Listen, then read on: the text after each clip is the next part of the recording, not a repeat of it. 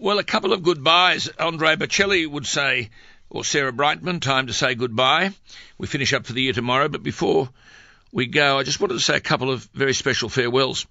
In a moment to Bruce Bilson, the former federal small business minister, who has said he won't be contesting the next federal election. But first, to a colleague of yours and mine, a man who's been part of this radio station for 36 years and a highly successful part of the industry for 46.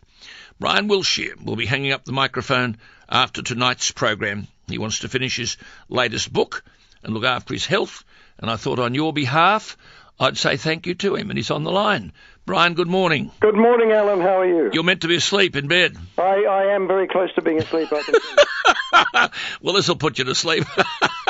Now, you started, for goodness sake, in Inverell in 1969, didn't you? Yes, I think it was November of 69, yes. And I remember reading somewhere that you thought radio would be the best way to fund your motor racing habit. That's right. Well, it was a dream, really. For 27 years, I wanted to get to Bathurst. And you got to Bathurst in 1993 and you won. And won the class, yes. What class that was? It was a Nissan Pulsar or something, wasn't it? A 2-litre Pulsar won the 2.5-litre class in the 12-hour event. You are an eccentric car person, aren't you? Not among car people, but among people in general, yes. So you did the rounds, you know. In those days, of course, you moved. Now we're so digitalised, everything's on computers and everything, but you went to 2TM Tamworth and 2CA in Canberra, and then in 1974, you came to Sydney, I think, to read the news on 2UE. That's right. And that was when you were invited, am I right, to present the Saturday and Sunday night open line shows? That's right. Ian Perry Oakton did the night show during the week, and I did it on the weekend. And then you had that segment, Midnight Matchmaker. Where did that idea come from? That came from management. It came from Professor Fred Orr, who said we should do a program. There are lots of lonely people. He said, do a program to bring them together. And how many did you bring together? We found 400 marriage partners. 400? Or let's say marriage partners for 400 people. Did they last? I don't know. Don't know. We did no follow-up, Brian. No follow-up. They turn up in the hallway with a baby saying, you did this to us. Yes.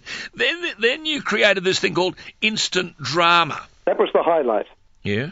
I thought, let's push it to the limit. I had a really good audience that were happy to go along with anything.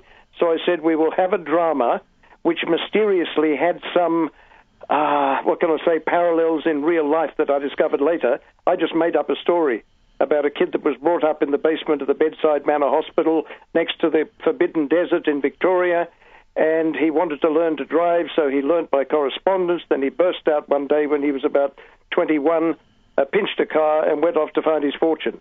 And the listeners, up to 3 at a time, would be on the line, like I am now, ad-libbing their parts, simply told what their name was and roughly where they were going. Wonderful. And so they would bounce off one another.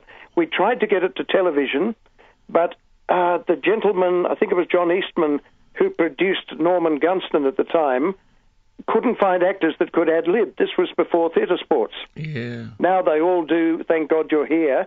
That was the kind of thing we wanted to do way back in 1981. Wonderful. Talkback radio, a wonderful medium for all that stuff, isn't it? You can do anything. I mean, you've always worked nights or overnight, which is not much good for your health. Yeah. I mentioned the health earlier. How is the health?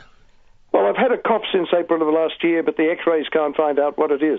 Good on you. I'm sure I'll be better if I can sleep in the night and not get my vitamin D via capsule.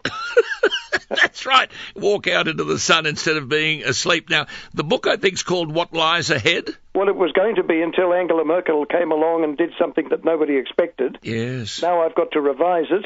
And that was taking a million refugees, yeah. Yeah, I haven't told anyone, but I'll give you the scoop. It's going to be called The Day Will Come. The Day Will Come. There is no book of that name, surprisingly. Did people tell you when you were a kid, mark my words, the day will come? The day will Yeah. Brian, I know you're hanging up the microphone. Just a brief comment from me to congratulate you on a wonderful, wonderful radio career, and thank you for all the pleasure you've brought to many, many people, and we collectively look forward to the book. Well, I really thank you very much for that, Alan. It does mean a lot to me. Thank you, Brian. There he is. Thanks. Brian Wilshire, last program tonight.